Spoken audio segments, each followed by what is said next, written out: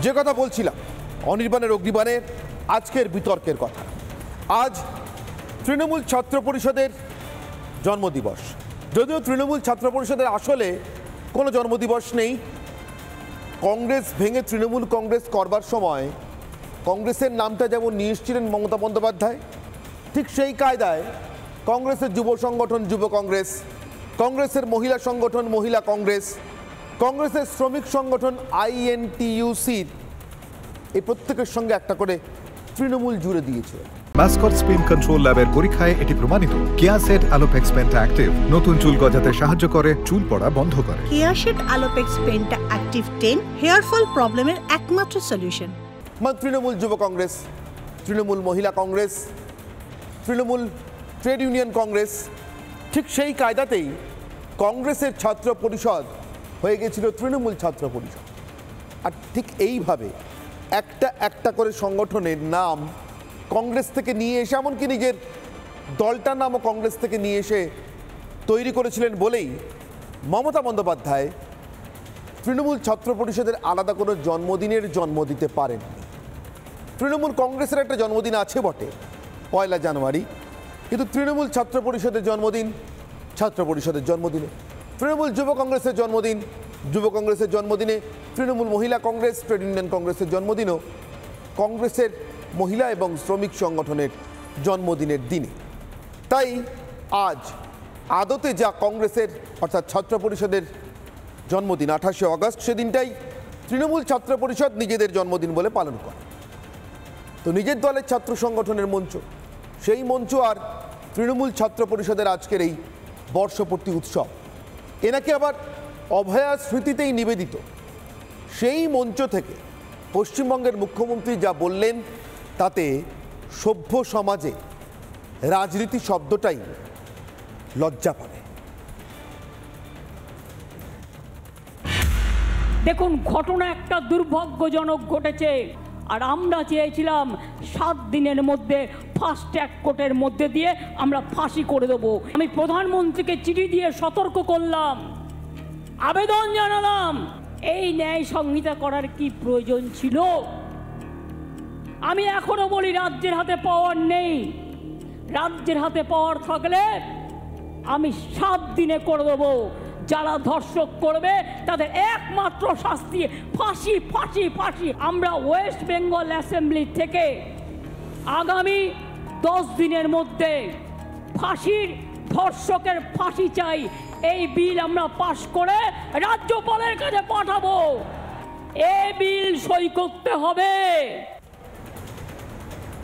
10 দিনে ফাঁসির বিল সই করতে হবে, পাশ করে পাঠিয়েও দেবে।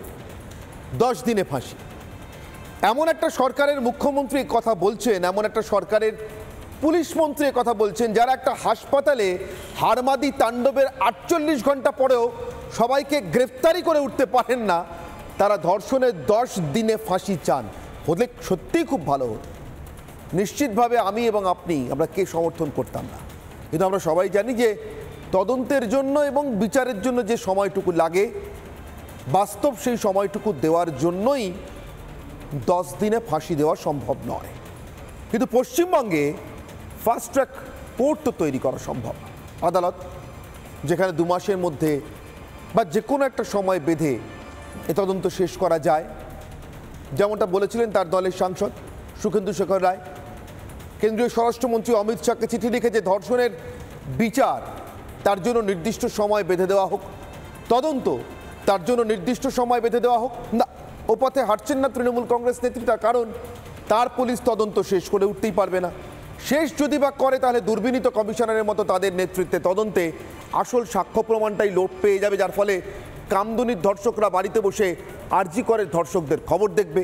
আর আর ফাস্ট ট্র্যাক কোর্ট পশ্চিমবঙ্গে আজ পর্যন্ত কটা তৈরি হয়েছে, সেটা সর্বশেষ যে চিঠি মমতা বন্দ্যোপাধ্যায় প্রধানমন্ত্রীকে লিখেছিলেন এবং তার যে উত্তর তিনি পেয়েছেন তাতেই আছে। মুখ্যমন্ত্রী নেহাত প্রশাসক হিসেবে তার প্রশাসনিক অপদার্থতার লজ্জায় এই তথ্য সামনে আনতে পারছেন না। অতএব 10 দিনে ফাঁসি চাওয়ার আসল উদ্দেশ্য কি বুঝতে পারছেন নিশ্চয়ই। আমি মুখ্যমন্ত্রীকে বা তার দলকে সরাসরি অপরাধী বলছি না, কিন্তু তাদের পুলিশ যেভাবে তদন্ত প্রক্রিয়া শুরু করার সঙ্গে থেকে একদম প্রথম থেকে প্রমাণ লোপাট করতে করতে এগিয়েছে, তাতে তার পুলিশের এবং সেই পুলিশের হয়ে সেই সরকারের হয়ে তার বিচার চাওয়ার ভঙ্গিমা দেখে একেবারে কলকাতার বা শহরতলির বাস রাস্তার পকেটমারদের কথা মনে পড়ছে, যারা বাসে উঠেই মরশুমি সময়ে পুজো টুজো ভিড় বাসে উঠে পকেট কেটে নেমে যাওয়ার সময় জোরে চেঁচাতে চেঁচাতে বলে যায়, পকেট মার পকেট মার। গোটা বাস পকেটে হাত দিয়ে মানি পার্স যখন খোঁজে, তখন আসল পকেট মার যার মানি পার্সটি নিয়েছে ওটা নিয়ে তার গন্তব্যে পৌঁছে গিয়েছে। অতএব 10 দিনে ফাঁসির দাবি আপনারা কিভাবে বিচার করবেন আপনাদের উপর ছাড়লাম, কিন্তু আমি পরবর্তী কথায় আসছি। মুখ্যমন্ত্রী শুধু এটুকু বলে থামেননি, স্রেফ দায় খালাস করে দিয়ে থামেননি। প্রতিবাদী, বিচার চাইতে পথে নামা সাধারণ মানুষ, বিরোধী রাজনৈতিক দলের কর্মী, রাজ্যের মুখ্যমন্ত্রীর হুমকির আওতা থেকে আজ বাদ যাননি কেউ। নতুন দায়িত্বও বেঁধে দিয়েছেন Mamata Bandyopadhyay. Social media post নিয়ে থানায় থানায় এফআইআর করতে বলে দিয়েছেন দলের মহিলা নেত্রীদের। তার মানে খুব স্পষ্ট, সোজা কথায় এবার প্রতিবাদী পোস্ট করেছেন কি পুলিশের ফোন পাবেন, যেমন সুখেন্দু শেখর রায় পেয়েছিলেন। নেতৃবৃন্দরা যারা আছেন, কেন সোশ্যাল নেটওয়ার্ক করেন না?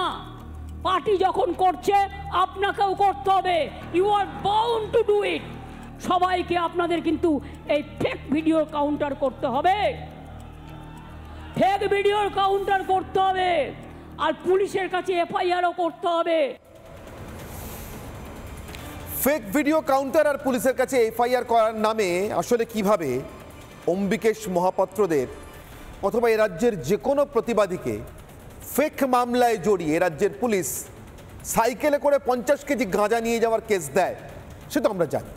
ফলে মুখ্যমন্ত্রী কি করতে বলেছেন আর তৃণমূল কংগ্রেসের নেতা নেত্রীরা কি করবেন এটাও স্পষ্ট। এরপর ফোর্স করবেন তৃণমূল কর্মীরা, তেমনই নির্দেশ দিয়েছেন মমতা। যখন তখন ইজ্জত যাওয়ার গ্যারেন্টিওয়ালা এই রাজ্যে মাথা উঁচু করে তৃণমূল কর্মীদের হাঁটতে বলেছেন মমতা।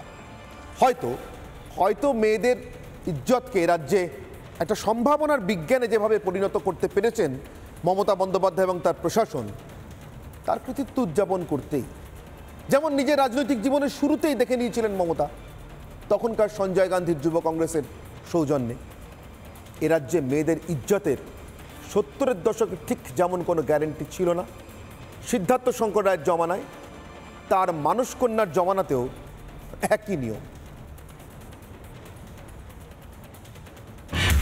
ছাত্রছাত্রীদের কাজ হচ্ছে সমাজ সেবা করা, ছাত্রছাত্রীদের কাজ রুখে দাঁড়ানো। আমি বাংলাকে অসম্মান করতে দেব না, দিচ্ছি না, দেব না। কিন্তু আমি ভেবে দেখলাম যে এদের বিরুদ্ধে আমি কোনোদিনও বদলা নিইনি। আমরা বলেছিলাম বদল চাই, বদলা নয়। আজ বলছি ও কথা নয়, আজ বলছি যেটা করার দরকার সেটা আপনারা ভালো বুঝে করবেন। ফোর্স করতে শিখুন, ফোর্স করতে শিখুন, ফাঁস করে দিন। মনে রাখবেন, বিজেপির সাথে মিলিয়ে গিয়ে পুলিশকে পেটালে আপনাকেও কিন্তু কেউ গায়ে হাত দিতে পারে, সেটা যেন না হয়। এক কথায় রাজ্যের মুখ্যমন্ত্রী হিসেবে চূড়ান্ত উস্কানি ছড়ানো।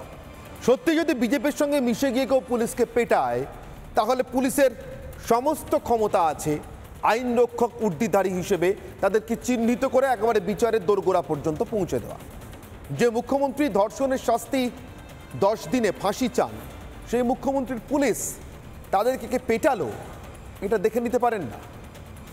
তার কারণ মুখ্যমন্ত্রী আসলে জঙ্গলের রাজত্ব চাইছেন, জঙ্গলের শাসন আর জঙ্গলের বিচার চাইছেন, যেখানে fake profile, fake post, police পেটানোর মিথ্যে শঙ্কা অথবা ফোঁস করার নামে কার্যত ধ্বংসে দেওয়া, মানে দংশন করে দেওয়া, এটাই তার নতুন ফর্মুলা। আর হ্যাঁ, সব শেষে পশ্চিমবঙ্গের এই আগুন, যে আগুনে আপনি আমি জ্বলছি, পুড়ছি, এটা দেশের সর্বত্র ছড়িয়ে দেওয়ার হুমকি দিয়েছেন মমতা। সরাসরি প্রধানমন্ত্রীর নাম করে হুমকি।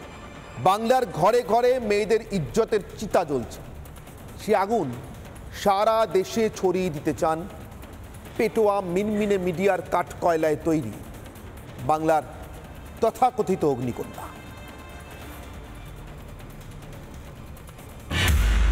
মোদিবাবু, আপনার পার্টিকে দিয়ে আগুন লাগাচ্ছেন।